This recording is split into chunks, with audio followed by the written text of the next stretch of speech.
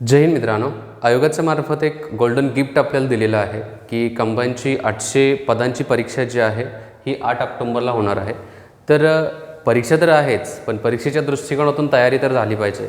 पण तयारी करत असताना स्मार्ट वे पद्धतीनं जावं लागेल, कारण बघितलं तर एरिया खूप मोठा आहे आणि त्या एरियाला जर कव्हर करायचं असेल, अभ्यासाचा जो एरिया आहे त्याला कव्हर करायचं असेल, स्मार्ट वे पद्धतीनं जावं लागेल। काही प्लॅनिंग्स करावे लागतील आणि त्या प्लॅनला ॲक्च्युली ग्राउंडवरती उतरावं लागेल आणि त्या उद्देशानेच हा एक प्लॅन मी तयार केलेला आहे। या प्लॅनमध्ये बारीक ती बारीक गोष्ट जी आहे ती विचारात घेऊनच तुमच्यापर्यंत पोहोचवत आहे। सो व्हिडिओ शेवटपर्यंत बघा आणि याच्यामध्ये आणखी बेस्ट आणखी काय असू शकतं त्याच्या संदर्भात पण मी तुम्हाला सांगत आहे। आणि हे जे आहे ते खूप स्टँडर्ड पद्धतीचे टेक्निक्स जे आहे, सायकॉलॉजिकल टेक्निक्स जे आहे त्या टेक्निकचा वापर करून मी हा प्लॅन तुम्हाला देत आहे। बघा, टार्गेट MPSC कंबाईन 2022ची जी परीक्षा असणार आहे, पूर्व परीक्षा, हे टार्गेट आहे। याच्यामध्ये आपल्याला पहिली स्टेप्स सुरुवात करत असताना पहिली स्टेप्स काय उचलायची आहे, तर पहिल्यांदा आपल्याला सिलेबस आणि प्रिव्हियस इयर क्वेश्चन पेपर बघायचे आहेत। सिलेबस आणि प्रिव्हियस इयर क्वेश्चन पेपर ही पहिली स्टेप्स असणार आहे। आता पहिली स्टेप का म्हटलेलं आहे की आपल्याला काय वाचायचं आहे आणि काय सोडायचं आहे हे ज्या वेळा कळतं तिथं तुमचा 50% अभ्यास कंप्लीट होतो। मग काय वाचायचं आहे जर तुम्हाला समजलं, तर काय सोडायचं आहे ते ऑटोमॅटिक निघून जाणार आहे। म्हणजे 50% तुमचा जो काही एफर्ट जे आहेत ना, नको त्या गोष्टीवरती लागणार होते, तर ते एफर्ट तुम्ही कमी करत आहात।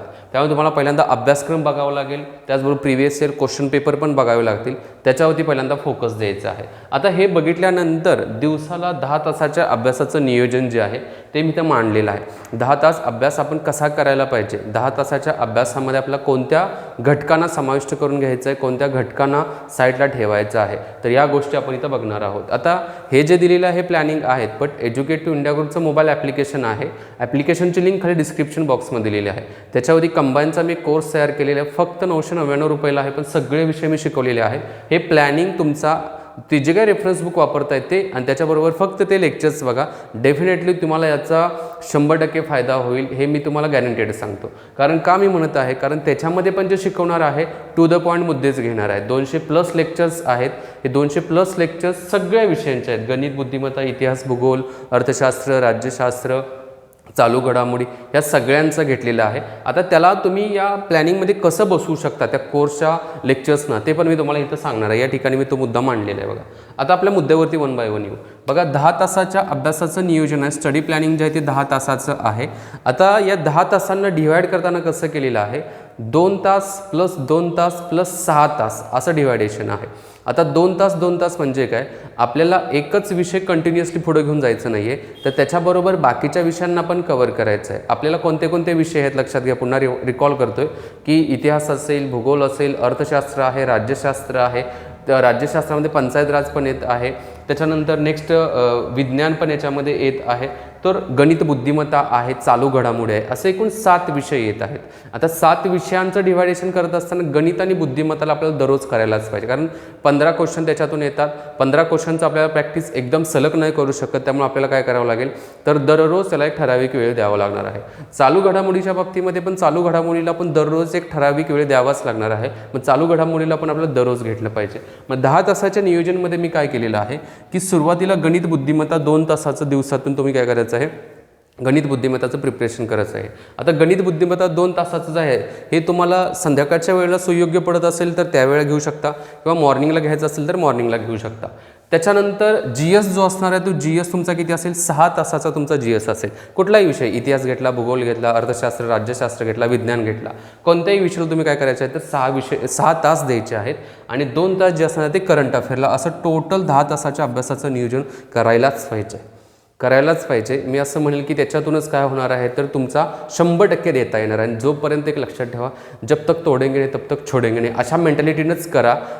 बऱ्यापैकी मुलांना वाटेल की नाही आहे, हे खूप अतिशयोक्ती नाही आहे, तुम्ही एफर्ट करा, डेफिनेटली तुम्हाला त्याचा रिझल्ट मिळूनच जाईल। फक्त करण्यासाठी प्रॉब्लेम काय आहे, अभ्यास करताना प्रॉब्लेम काय आहे, मेंटली काय दुसऱ्या गोष्टी असेल त्यांना द्याना फेकून, आज जर तुम्ही ह्या गोष्टी केल्या तर तुम्हाला जे पाहिजे ते पद भेटलं तर भविष्य तुमचं वेगळं असू शकतं। भविष्यातल्या आपल्या घरातल्या पिढ्या सगळ्या ज्या आहेत त्या अधिकाऱ्यांच्या फेजमध्ये असू शकतात। मग त्यांना जर आपल्याला चेंज करायचं असेल, आपली आजची परिस्थिती जर चेंज करायची असेल तर तुम्हाला दररोज 10 तास द्यावेच लागतील। आजपासूनच तयारीला लागा।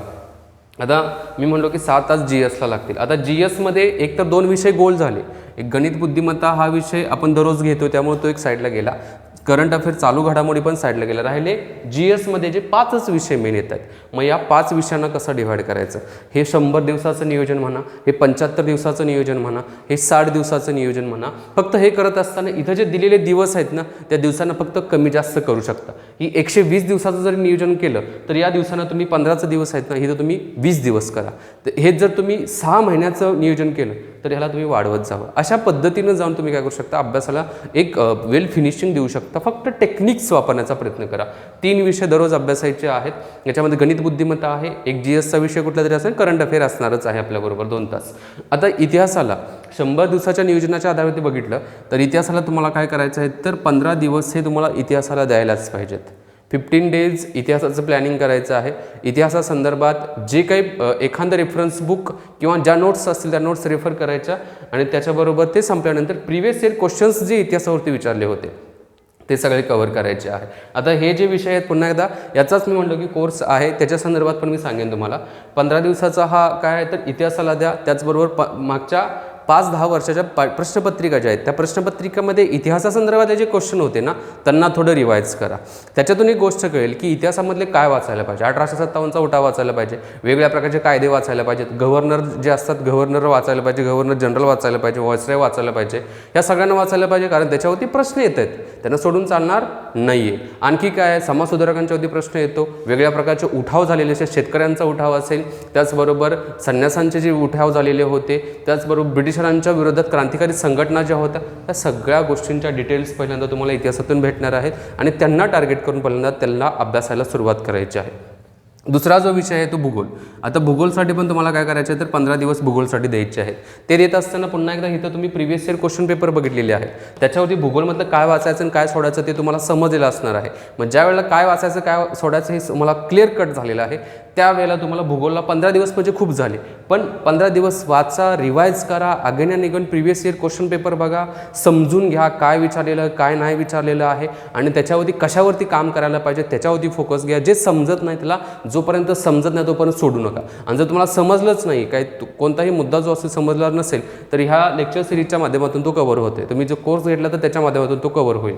ओके, म्हणजे हे भूगोलच्या बाबतीमध्ये झालं. Previous year question paper plus भूगोल जो विषय असेल त्याचं 1 पुस्तक किंवा 2 पुस्तक. 1 पुस्तक सफिशियंट आहे आणि 6 तास म्हणजे दिवसाला जरी तुम्ही 4 तास जरी वाचलं, दररोज 4 तास, एका तासाला जर तुम्ही 5 पानं वाचत असाल तर 4 तासाची किती पानं झाली, 20 पानं, पाटपूट 40 पानं झाली. 10 दिवसामध्ये तुम्ही 400 पानाचं पुस्तक फस्त करू शकता. मी फक्त एकदम ॲक्च्युली कॅल्क्युलेशन सांगितलं. एका तासाला 5 पानं ॲक्च्युली होतात, 4-5 पानं हे होतातच. फक्त तुमचं रीडिंग स्पीड पण वाढणं गरजेचं आहे, ग्रास्पिंग कॅपॅसिटी पण वाढवणं गरजेचं आहे. त्याच्यावर जेवढं तुम्ही वाचाल तेवढं ग्रास्पिंग कॅपॅसिटी तुमची वाढत जाणार आहे. नेक्स्ट जे आहे ते अर्थशास्त्राच्या बाबतीमध्ये याला पण 15 दिवस द्या. त्याचे पाठीमागचे प्रश्न बघा कशा प्रकारचे प्रश्न ठोकळ हे अर्थशास्त्रामधले हे आहेत टॉपिक आहेत. बेरोजगारीवरती प्रश्न येतो, अरे बेरोजगारीला सोडायचं नाही आहे आपल्याला. दारिद्र्यावरती प्रश्न येतो, त्याला सोडायचं नाही आहे. RBIच्या कार्यांच्यावरती किंवा रिझर्व्ह बँकेच्या संदर्भात प्रश्न येतात, त्यांना सोडायचं नाही आहे. वेगवेगळ्या प्रकारचे जे काही आपण म्हणतो की इंडेक्स जे आहेत त्याच्यावरती क्वेश्चन येतो, त्याला सोडायचं नाही आहे. अर्थशास्त्राच्या महत्त्वाच्या संकल्पना असतील, GDP, GNP, NNP काय आहे याच्यावरती प्रश्न येतात, त्यांना सोडायचं नाही. शेतीवरती प्रश्न येतात, त्यांना सोडायचं नाही. अर्थसंकल्पावरती क्वेश्चन येतात, इकॉनॉमिक सर्वेवरती प्रश्न येतात, मग ह्यांना का सोडायचं. जे मेन 10 ते 15 टॉपिक्स आहेत ना त्यांना टार्गेट करायचं, अर्थशास्त्राला कव्हर करायचं आहे. त्याच्यानंतर राज्यशास्त्र आहे, 15 दिवस राज्यशास्त्राला द्या. याच्यामध्ये पण इम्पॉर्टंट टॉपिक्स बघू शकता. याच्यामध्ये फ्री जर लेक्चर्स बघायचे असतील तर आपल्या यूट्यूब चॅनलवरती एज्युकेटिव्ह इंडिया ग्रुप किंवा विजय कदम पॉलिटी जरी सर्च मारलं तर तुम्हाला पूर्णपणे फ्री लेक्चर्स अर्थशास्त्राचे पण मिळतील, राज्यशास्त्राचे पण मिळतील. एक 70% सिलेबस मी त्या ठिकाणी कव्हर केलेला आहे. नंतर विज्ञानच्या बाबतीमध्ये विज्ञान जो आहे तो 15 दिवस द्यायचा आहे. 15 दिवस देताना फिजिक्स, केमिस्ट्री आणि बायोलॉजीवरती थोडा जास्त भर द्यायचा आहे. असं 15 दिवस plus previous year questions paper जे आहेत या सगळ्यांना तुम्ही बघितलं. त्याच्यानंतर तुम्हाला कळलं की एक्झॅक्टली काय करायचं. आता हे सगळं वाचून झालं, अभ्यास करून झाला, त्याच्यामध्ये तुम्हाला काय करायचं आहे तर 10 टेस्ट सोडवायचे, कमीत कमी 10 टेस्ट पाहिजेत. टेस्ट पण का सोडवायच्या तुम्हाला सांगतो. टेस्ट ह्याच्यासाठी असतात, एका तासामध्ये 100 क्वेश्चन सोडवायचे असतात. बघितलं तर मी म्हणेल की 30-40 सेकंद मिळतात. 30 सेकंद म्हणजे खूप मोठं झालं. मग त्याच्यामध्ये आपल्याला 100 क्वेश्चन 33 सेकंद भेटतात, 33-35 सेकंद काहीतरी भेटतात. त्याच्यामध्ये एक क्वेश्चन वाचायचा, ॲनालिसिस करायचा, अंडरस्टँड करायचा, नंतर त्याचे ऑप्शन चेक करायचे आणि त्याचा टिक मार्क करायचा. One of the very fast movement and method असणार आहे. मग ते आपल्याला करायचं असेल तर प्रॅक्टिस करायला पाहिजे ना. मग प्रॅक्टिस करण्यासाठी काय करायचं, 10 टेस्ट सोडवायचे आहेत आपल्याला. काय करायचं, 10 टेस्ट सोडवायचे आहेत. आता हे टेस्ट जे असणार आहे संडेला ठेवा, कारण परीक्षा किती असते, संडेलाच असते. रविवारची परीक्षा असते किंवा शनिवारची, यावेळेस शनिवारला परीक्षा आहे, शनिवारची ठेवा. फक्त कोणताही दिवस ठेवा. ठेवत असताना जे काही परीक्षेचं टायमिंग असतं, साधारणतः 11 ते 12पर्यंतमध्ये पेपर असतो, तर 11 ते 12च्या टायमिंगमध्येच ठेवा. पेपरला जातो त्या पद्धतीनेच जावा, त्या पद्धतीनेच पेपर सोडवण्याचा काय करा तर प्रयत्न करा. ओके, म्हणजे ह्या 10 टेस्ट मिनिमम झाल्या. तुम्हाला वाटलं सर मी 15 सोडवेन, मी 20 सोडवेन, वन ऑफ द मोस्ट आणि ग्रेटेस्ट थिंग असेल ती. कारण काय, तुम्ही जेवढे जास्त सोडा, जेवढं जास्त प्रॅक्टिस कराल ना, त्याचा तुम्हाला 100% फायदा होणार आहे. आता हे तुम्हाला पूर्णपणे डेली नियोजनाचं सांगितलं. GSचं जे 6 तासाचं अभ्यासाचं नियोजन आहे ना, त्यातलं फक्त मी म्हणलं की 2 तास कोर्सला द्या. जो मी कोर्स तयार केलेला आहे ना, त्याला 2 तासच द्या, बाकी 4 तास तुमच्या पुन्हा एकदा अभ्यासात द्या. आता 2 तास का द्यावे म्हणतो, की जे इम्पॉर्टंट टॉपिक जे असणार त्या कोर्सच्या माध्यमातून मी शिकवलेले आहेत. त्यामुळे प्रत्येक विषयाचे इथं देण्यात आलेला जो प्रत्येक विषय जो आहे ना, प्रत्येक विषयाचे इम्पॉर्टंट टॉपिक्स मी जे शिकवलेले असतील, तर त्यांना थोडा वेळ द्या, त्यांचा थोडा अभ्यास करा. समजा तुम्ही इतिहास बघत असाल किंवा मी म्हणेल की इकॉनॉमिक्स बघत असाल, इकॉनॉमिक्सचा अभ्यास करत असाल, तर विजय कदमच्या कोर्समधील इकॉनॉमिक्सचे लेक्चर्स बघा. लेक्चर्स बघितल्यानंतर त्या संदर्भातले रिडिंग्स करा. तुमचा इकॉनॉमिक्स इथं कव्हर होते.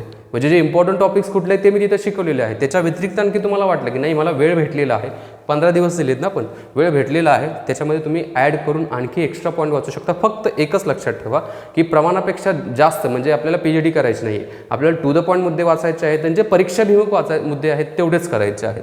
ओके, हा कोर्समध्ये तुम्हाला 2 तास त्याला द्या आणि 4 तास त्याला द्या. 2 तास दिलं तर एका महिन्यात हा कोर्स तुम्ही फर्स्ट करून टाका. कारण 200च्या आसपास व्हिडिओ आहेत. 200 व्हिडिओ जे असतील ते साधारणतः अर्धा तास ते 1 तासाच्या मध्ये. त्यामुळे हा कोर्स तुम्ही 1 महिना पण खूप झाला, याच्यामध्ये व्हिडिओ सगळ्या बघून त्यांची अगेन पुढच्या महिन्यामध्ये रिव्हिजन करू शकता. त्याचबरोबर तुम्ही वाचले त्याची पण रिव्हिजन करू शकता व हे पण तुम्हाला काय तर बेनिफिशियल असू शकतं. ॲप्लिकेशनची लिंक खाली आहे. कोर्स तुम्ही वाटल्यास 2-4 व्हिडिओ जे फ्री आहेत त्या बघा. तुम्हाला कोर्स आवडला तर तुम्ही परचेस करू शकता. ठीक आहे, आता हे झालं आपलं इथं जे 75 दिवसांचं नियोजन झालं. आपल्याला 100 दिवस गाठायचे आहेत ना, 100 दिवस. मग राहिले किती वरचे 25 दिवस. 25 दिवसामध्ये त्याला 2 टप्प्यामध्ये डिव्हाइड केलं. एक जो असणार आहे त्याला 20 दिवसाचं नियोजन असणार आणि एक जे असेल 5 दिवसांचं नियोजन. 20 दिवसाच्या नियोजनामध्ये काय करायचं आहे तर प्रत्येक ह्याला काय करायचं आहे 4-4 दिवस द्यायचे आहेत. हे चालूच असणार आहे. गणित आणि करंट अफेअर हे चालूच असणार आहे अप टू द 100व्या दिवसापर्यंत. जोपर्यंत परीक्षेचा आदला दिवस नाही तोपर्यंत हे चालूच असणार आहे. पण त्याच्या अगोदर इथं जो आहे 20 दिवसाचा येत आहे, प्रत्येकाला 4 दिवस. इतिहासाला परत 4 दिवस उजळणीसाठी द्या, भूगोलला 4 दिवस द्या, अर्थशास्त्राला 4 दिवस द्या, राज्यशास्त्राला द्या, विज्ञानला द्या आणि हे त्याच्याबरोबर चालू असणारच आहे. हे केल्यानंतर राहिले वरचे 95 दिवस झाले ना, इथं 95 दिवस राहिले. पुन्हा सोडायचं नाही. जोपर्यंत तोडत नाही तोपर्यंत सोडत नाही. मग 95 दिवस झाल्यानंतर पुन्हा प्रत्येक विषयाला 1 दिवस. Smart revision, 1 day revision, 3rd revision, एकदम मायक्रो नोट्स आणि 4-4, 5-5 पानांच्या मध्ये काढलेलं असेल तर सगळ्या या मुद्द्यांना काय करायचं रिवाईज करायचं आहे.